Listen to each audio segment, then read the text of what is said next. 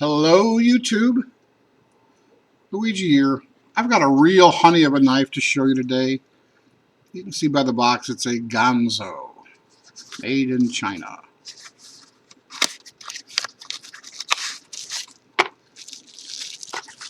It is the model G7212-GR.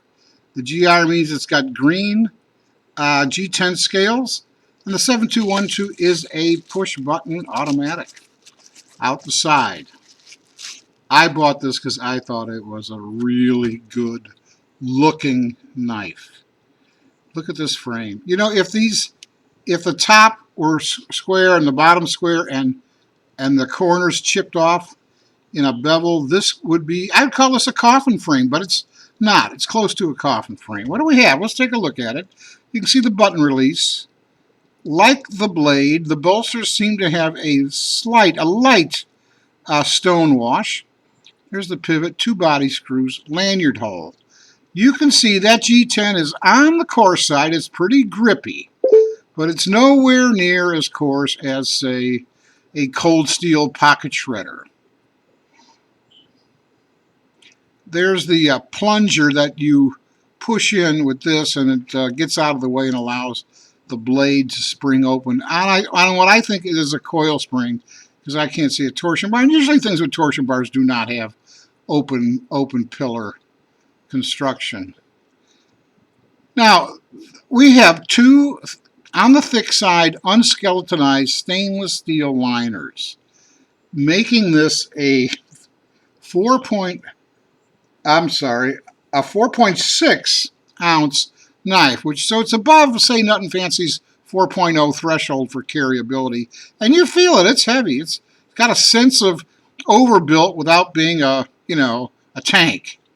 I just love the look of this knife. Look at that. Let's look at the backside, because I think even the pocket clip complements the design. It's straight. It parallels both sides.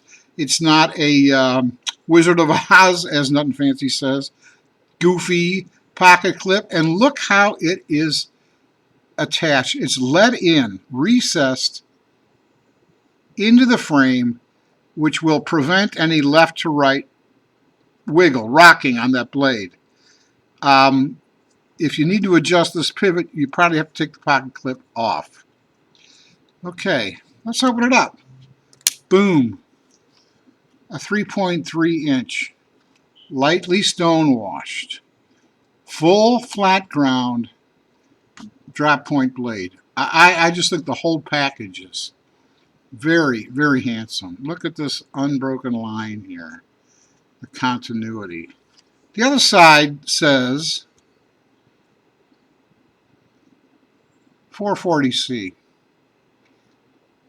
You know, now I'm told this about GANZO. Why would a Chinese company buy American 440C? I'm told they just put that on there to let the Americans know that they're using a 440C equivalent, such as HCR13 MOV or something. I don't know if that's true. I've heard that. It says 440C. Who knows what to believe here? Okay, let's talk about the feel. You know, the feel is good, but there's nothing preventing your fingers down here from slipping off, going forward, and getting sliced up pretty bad. That's my only hit on this, and yet it's not a hit, because if they did something here, something hanging down, you know, it would destroy the minimalistic looks of this knife, which I really like. So just be aware, guys. There's nothing tactical about this, because you can slip off this in a hurry.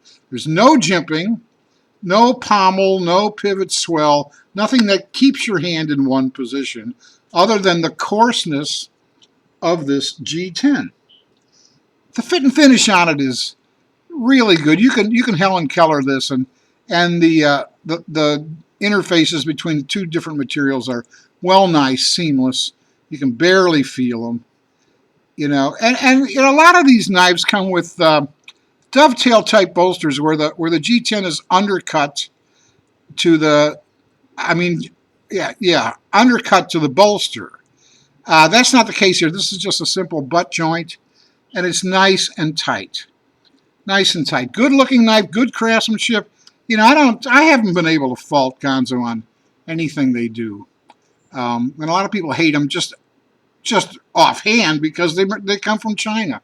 Well, you know, to my knowledge, this is not a knockoff of something. It's a GANZO original design. You know, I say that. You know, I bought the GANZO G704 and I loved it when I was new to this sort of, and everyone climbed up my ass because they said it was a copy of an HK Snowdy. Well, maybe it was. And it probably was. It looks exactly like it, but there's a little more history to it than that. It's not quite that simple, but the China bashers would just love to pile on the bandwagon.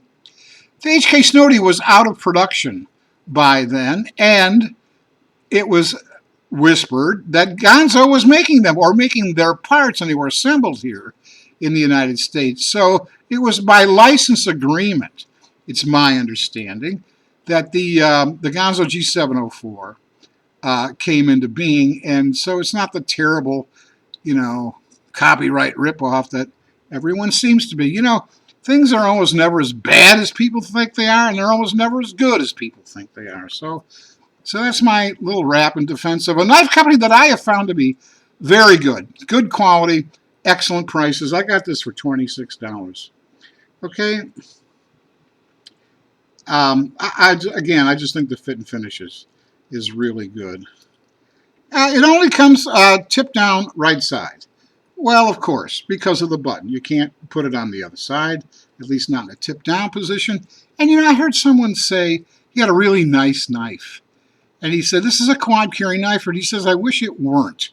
Look at it. It's got 3 holes on every corner, and it just looks like it's been termite eaten. I mean, I would rather they just pick a corner, put it on, and not drill holes through the whole thing. And there's something to that. That's another aesthetic type comment, where in an effort to accommodate everybody in their carrying preferences, they have to fill their knife full of holes. So that was an interesting insight to me, and it gave me something to think about. Okay, there you go. A beautiful, in my opinion, full flat ground, snappy, automatic knife from GANZO. The G7212-GR. It also comes in black, which would be -BL. A little on the heavy side. I would call this a gentleman's automatic EDC.